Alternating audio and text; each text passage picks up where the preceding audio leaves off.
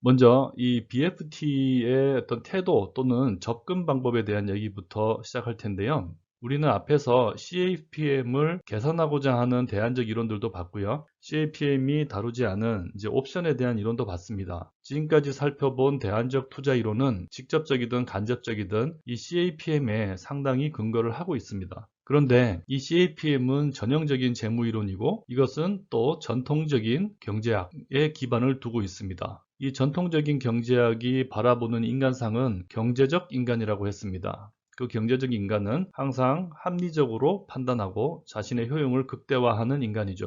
그런데 실제 우리 자신을 한번 돌아보면 우리는 그렇게 늘 합리적이지는 않습니다. 어떤 심리적인 영향을 상당히 많이 받죠. 그것은 우리가 물건을 소비할 때도 마찬가지고 투자를 할 때도 마찬가지입니다. 좀 더 마음 끌리는 곳에 소비를 하거나 투자를 하게 되는 측면이 있습니다. 이런 인간의 심리적인 측면을 재무이론에 반영한 게 행동재무이론이고요. 그것은 MPT의 가장 기본적인 가정부터 의심한다고 이미 얘기했습니다. 이 MPT를 개발한 사람은 데니얼 카너먼과 아모스 트버츠키인데요. 이 두 분은 심리학자입니다. 그런데 경제나 투자에 대해서도 깊은 통찰을 보여줬죠. 이분들이 쓴 논문과 그리고 책들이 굉장히 베스트셀러로 나와 있습니다. 여러분들은 이 카너먼이라는 이름만 쳐도 BFT와 관련된 책들을 찾을 수 있는데요. 그 책들이 지금 여러분들의 투자론 교재와는 상당히 달리 아무래도 심리학에 기반을 두고 있다 보니까 이야기책처럼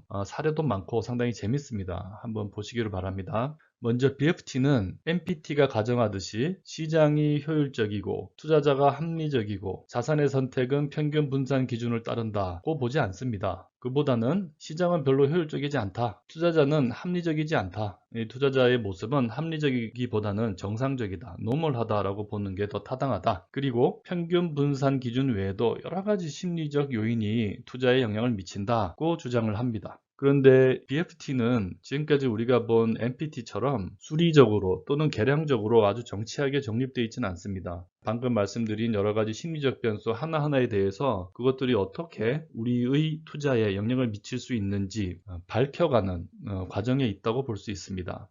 BFT가 근거하는 이론의 핵심은 전망 이론입니다. 이 MPT의 출발은 기대 이론이었어요.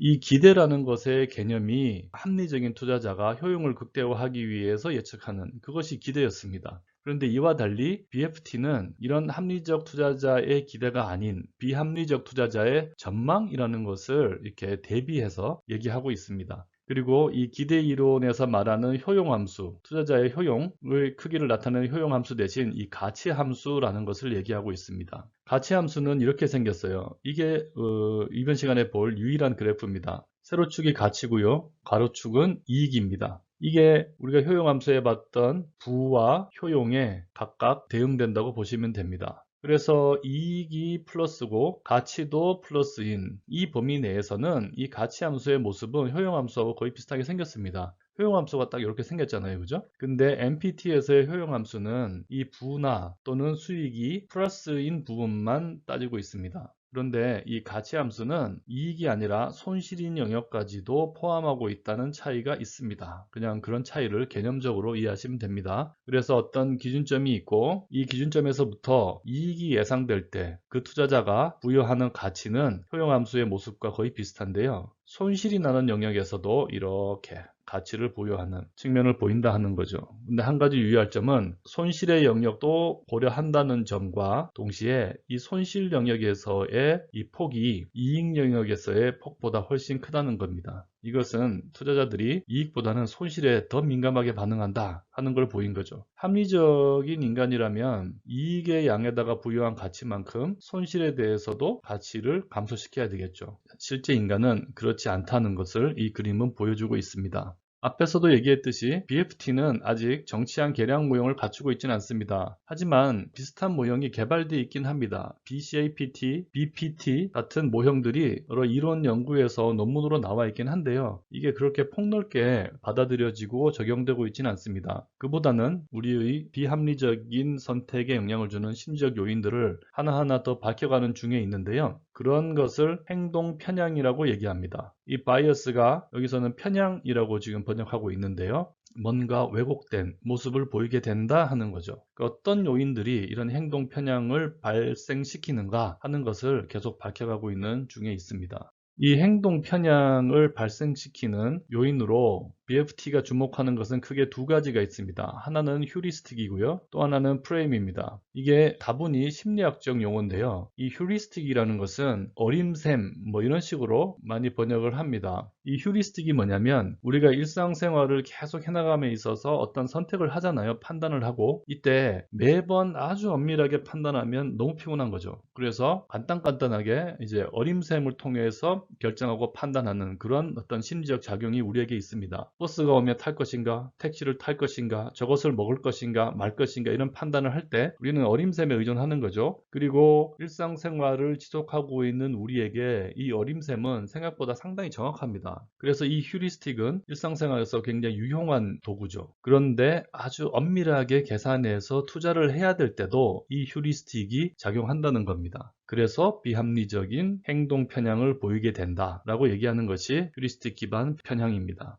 행동 편향을 발생시키는 두 번째 요인은 또 프레임이라는 게 있습니다. 이 프레임은 말 그대로 우리가 갇혀 있는 어떤 좁은 범위인 거죠. 사람은 누구나 자신의 프레임 속에 갇혀 있습니다. 이 프레임에도 여러 가지 종류가 있는데요. 그것들 때문에 합리적인 판단을 못하게 된다 하는 겁니다. 투자 분야에서 발생하는 행동 편향의 가장 대표적인 두 가지 요인은 휴리스틱과 프레임이다. 그렇게 BFT는 설명하고 있다 하고 이해하시면 됩니다. 이 휴리스틱 기반 편향에는 대표성, 가용성, 정박 효과, 과잉 확신, 낙관주의 같은 여러 가지 요소들이 있습니다. 여기서 대표성은 representativeness를 번역한 건데요. 어떤 사건이 발생할 가능성을 자신의 과거 기억과 비교해서 평가하는 그런 편향을 말합니다. 시장의 변화에 대해서도 있는 그대로 객관적으로 바라보지 않고 자신의 경험에 자꾸 빗대는 거죠. 예전에 이런 일이 있었으니 앞으로도 그럴 것이다 라고 판단하는 게 대표성의 사례입니다. 그리고 가용성이라는 것은 availability를 번역한 건데요. 어떤 상황에 대해서 자기한테 익숙하고 편하면 쉽게 받아들이고 뭔가 어색하고 불편하면 잘 받아들이지 않는, 부정하는 그런 심리적 편향을 말합니다. 그리고 정박 효과라는 것은 앵커링이라고 얘기하는데요. 이 배가 정박하는 그 정박이에요. 사람은 누구나 최초의 어떤 지점에 정박되는 측면이 있습니다. 그래서 어떤 자산의 가치를 평가할 때도 어떤 식으로든 나에게 주어진 정보에 의해서 앵커링이 되고 그 뒤로는 그 정박된 위치에서부터 이제 조금씩 수정을 해 나가는 거죠. 그래서 많이 벗어나지 못하는. 근데 그 정박된 위치가 정확한 위치가 아니면 이게 편향이 되겠죠. 그리고 과잉 확신이나 낙관주의는 뭐 설명이 필요 없습니다. 있는 말 그대로 저런 성향을 투자자들이 많이 보인다 하는 겁니다. 그리고 저런 것들이 뭐 순간의 실수로 벌어지고 그래서 어떤 데는 긍정적, 어떤 데는 부정적 결과를 낳기도 하고 하는 그런 순수한 오류, 화이트 노이즈가 아니고 우리 인간의 어떤 휴리스틱이라는 작용에 의해서 심리적인 근거를 가지고 벌어지는 일이고요.